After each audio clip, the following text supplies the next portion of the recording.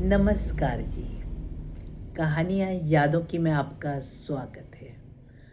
प्रस्तुत है विषय के अंतर्गत लिखी गई मेरी आज की कहानी रिश्ते।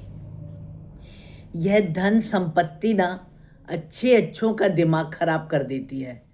अरे कोई बात नहीं जीजी, हम तो आपके साथ हैं ही ना। बड़ी भाभी अपनी ननद गुड़िया को समझा रही थी।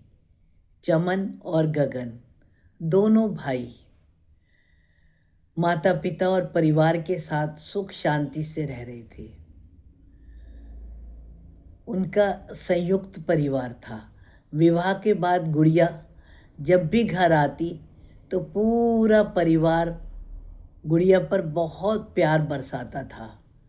गुड़िया के दोनों बेटे अपने मामा गगन और चमन उनके साथ में खेला करते थे।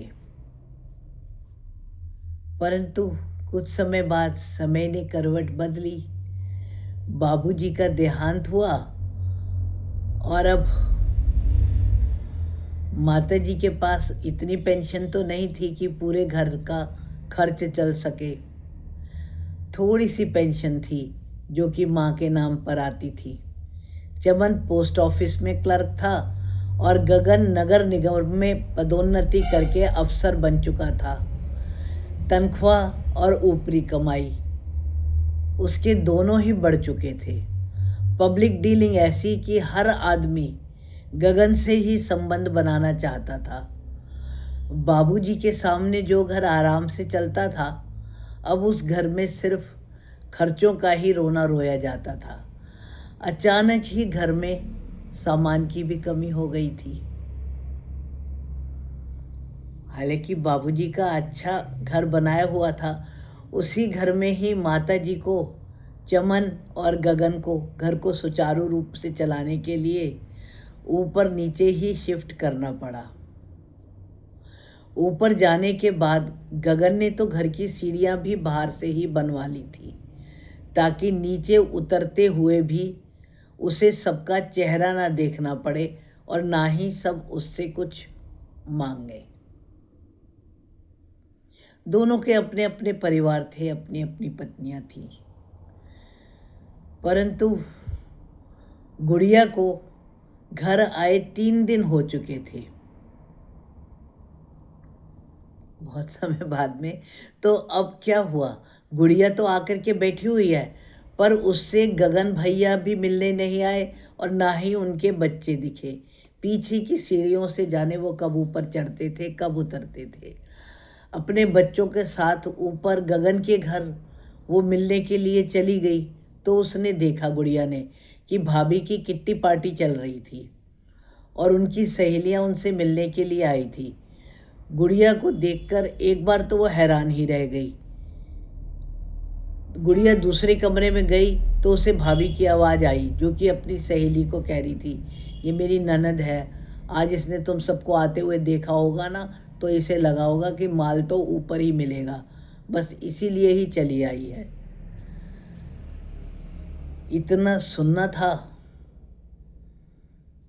कि गुड़िया को कुछ भी अच्छा नहीं लगा।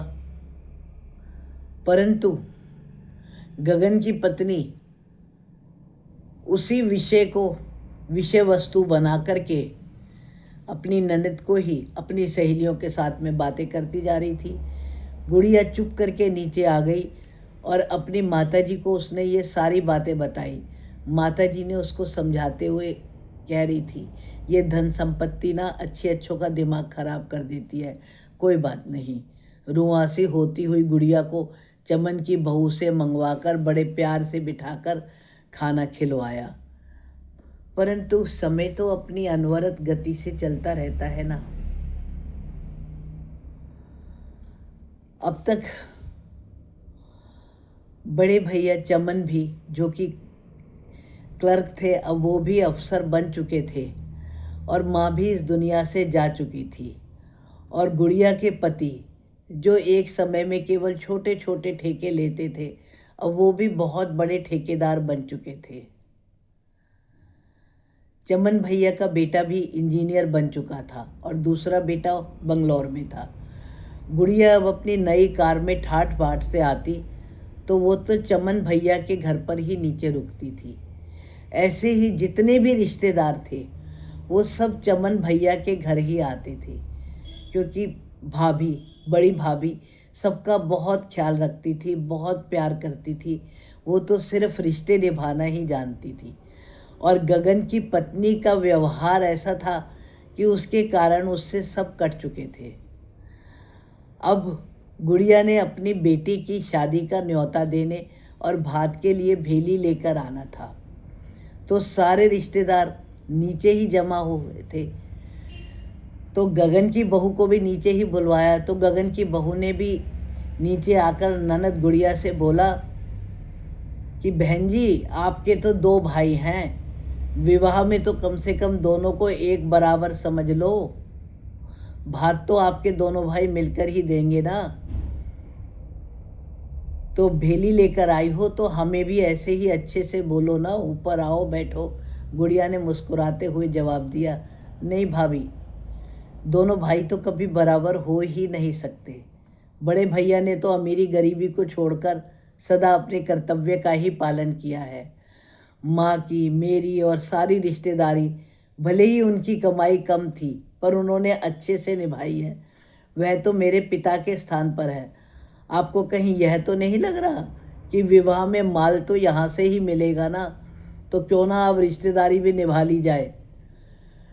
इससे पहले कि गुड़िया सब रिश्तेदारों के सामने कुछ और भी बोलती, तभी बड़ी भाभी ने गुड़िया को चुप कराते हुए माँ की वही बात दोहराई, जीजी, ये धन संपत्ति ना अच्छे अच्छों का दिमाग खराब कर देती है। अब तुम अपना दिमाग खराब ना करो। ऐसा कहने पर उन्होंने गगन की पत्नी को कहा, आप भी नीचे बैठना चाहो तो बैठो, मैंने तो यहाँ ही दे दिया है भेली, अब मैं ऊपर नहीं आऊँगी। आपकी मर्जी हो आप आना, आपकी मर्जी हो आप नहीं आना। ऐसा कहते हुए उन्होंने गगन की पत्नी को और रिश्तेदारों के साथ गाने के लिए आमंत्रित किया। गुड़िया भाभी के कहने से चुप तो हो गई थी, परंतु गगन की बहू अपनी पुरानी सारी बातें याद कर रही थी। उम्र के साथ पैसा तो आ जाता है, लेकिन एक उम्र के बाद रिश्ते कमाने बहुत मुश्किल हो जाते हैं। इसलिए यह एक विषय के अंतर्गत ही लिखी गई थी। आपका क्या ख्याल है?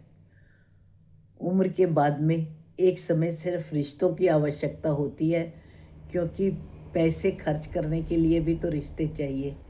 धन्यवाद जी।